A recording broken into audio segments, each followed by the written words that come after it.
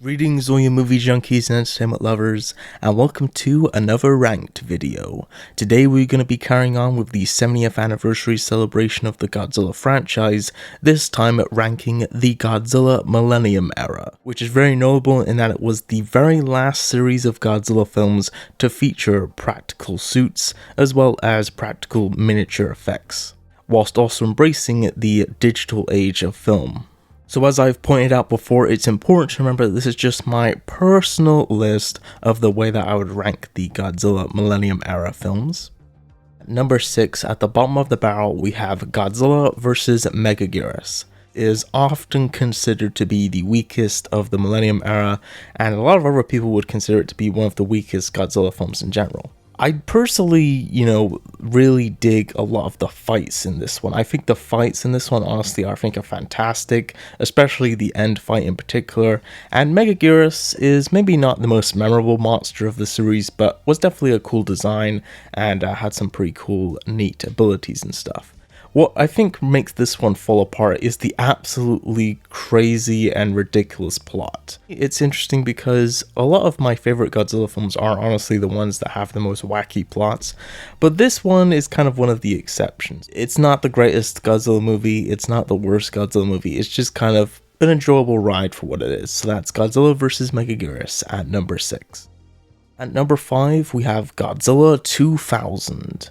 This, of course, was the start of the Millennium Era, and apparently the Millennium Era was originally intended to begin around the time of the 50th anniversary, which is ultimately when the Millennium Era ended. But they ended up, of course, doing it early after the disappointment of TriStar's Godzilla.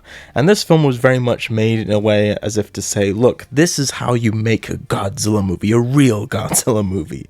It, of course, was released in theaters in the US, leading there to be, of course, being 2 cuts from the movie. But unlike, the Godzilla 1985 and Return of Godzilla and the original Godzilla, the differences between the 2 cuts really aren't that different. The main differences honestly come in some of the music and the fact that they actually used some of the roar effects from the 1998 film. And this one, I think, of all the films in the Millennium Era and probably of the whole franchise, is one of the most divided. A lot of people think this one is disappointing, a lot of people really dig this one.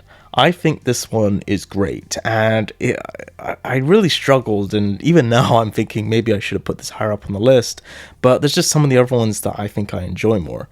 A lot of people, I think, don't like this one because it just doesn't have much Godzilla in it. It's more of just kind of this science fiction movie about this weird alien spacecraft, which of course ends up evolving into Orga. Some of the CGI effects and stuff in this one look pretty rough, but I will say that that's, for me, just kind of part of the charm, and I just really dig the tone and feel of this one. And the Godzilla 2000 suit and design, for me personally, is one of my all-time favorites. It might even be my personal favorite Godzilla design. I just love how prickly he looks and how they went for this really green, sort of crocodilish look. There's not a ton of Godzilla action, but that ending fight, I think, is awesome. That ending fight is, for me personally, one of the best of the series. So that's Godzilla 2000 at number 5. At number 4, we have Godzilla Final Wars. This, of course, was the last chapter of the Millennium Era, and of course the very last Godzilla film to use practical suits. And for a very long time, it was, a lot of people wondered, is this going to be the last Godzilla movie ever? And of course, as we know, it was not. But it is, of course, like I said, notable in that it was the last time for them to really utilize practical suits and miniature effects. Some people think it's one of the best ones, some people think it was really disappointing, and I can totally get why a lot of people maybe would not be super into this one. I think this movie's a blast. It might not be quite the Godzilla Final Wars movie that perhaps a lot of people wanted it to be, in that they just wanted it to be a massive monster bash, all the monsters, just Godzilla fighting them the whole way through. And I mean, come on, that's just not realistic. But again, realistic is probably not a word that should be used to describe Godzilla Final Wars, because this movie is completely insane. Essentially what this movie is that it's a mix of The Matrix, X-Men, Invasion of the Body Snatchers, Star Wars, Independence Day, oh, and Godzilla thrown in the mix as well, because it is supposed to be a Godzilla movie. There are even points in this movie where you sometimes forget that you're even watching a Godzilla film, which could be either a good or bad thing depending on your perspective. Plot is completely ridiculous, but I do feel that they were definitely very self-aware in that, okay, this is going to be the last one, it's the 50th anniversary, let's just throw in all the monsters in there, let's get the Exilians in here, let's just have a crazy monster bash, monsters fighting, people fighting, space battles, just absolutely craziness, and I think it's a blast. Again, is it the greatest Godzilla movie ever made? No. But honestly, as just a fun, awesome monster bash, seeing a lot of these older monsters again for the last time, or for the first time in a long time, was great. That's Godzilla Final Wars at number 4. And at number 3, we have Godzilla Tokyo SOS. Another one that's kind of mixed amongst people. I personally, after watching again, I think it's pretty great. And it's very notable in that it was really the only film of the Millennium series to actually directly connect to one of the other films, which of course was the previous film. The battles in this one, easily some of the best battles of the franchise, and there's a lot of like, oh my god moments. Honestly feels like if this was the last one and they never did Final Wars, I would have been pretty satisfied with this as an ending, especially considering the way that it ends. But honestly, it works pretty well as a direct continuation from the last film. Just some of my personal favorite monster battle sequences of the whole franchise. I think it's great. So that's Godzilla Tokyo SOS at number 3. Number 2, we of course have Godzilla against Mechagodzilla. This of course was the first chapter of the Kiryu duology, and right off the bat I will say the one thing I really don't like about this movie is the fact that they called Mechagodzilla Kiryu. I don't understand why they did that. I guess they were trying to make Mechagodzilla more of its own thing by calling it Kiryu, but it's the one thing about this movie that kind of bugs me, and I'm glad that they kind of dropped that in Tokyo SOS and they just started referring to him as Mecha G.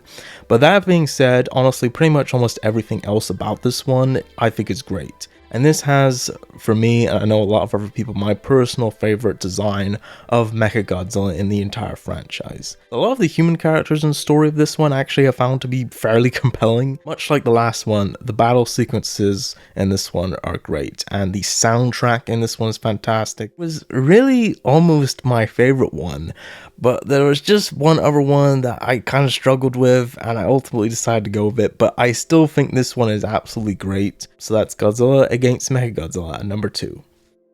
Number 1, we have Godzilla, Mothra, and King Ghidorah Giant Monsters All-Out Attack, or just referred to as GMK for short. Almost everybody seems to consider this one to be the best one of the Millennium films, and honestly, the first time I watched this one, I liked it, but I wasn't really overly keen on it. I didn't get sort of what the hype was, but after rewatching it several times over the past couple years, I have to say, I honestly do tend to agree. I think this is the best one of the Millennium films. Even though practically all the Millennium films are disconnected from one another, this one in particular feels very standalone and very different. I know for a lot of people that they even go as far to say this is their favorite of the whole franchise. And I personally, really do love the concept and the sort of idea behind this one of the Guardians, and they definitely went back to making Godzilla a villain again in this one. This one just feels definitely a lot darker in tone to a lot of the other movies. It has much more of a serious, darker edge to it, which I think is what a lot of people like about it, and I certainly tend to agree. If there's one small, tiny nitpick that I have with this film, and it's really just only a small nitpick, and that's the design of Ghidorah. Personally, I think of all the different incarnations of Ghidorah, I think this design honestly is probably the weakest. Now, it's not bad, it just, I don't know, he just looks kind of too droopy for me. I'm always kind of used to Ghidorah being, looming over Godzilla, and here they kind of make Ghidorah almost smaller than Godzilla in a way, and I personally, that's one thing that I would change. So that's Godzilla, Mothra, and King Ghidorah Giant Monsters All-Out Attack at number 1. Alright guys, there you go, that was the way that I would rank the Godzilla Millennium era.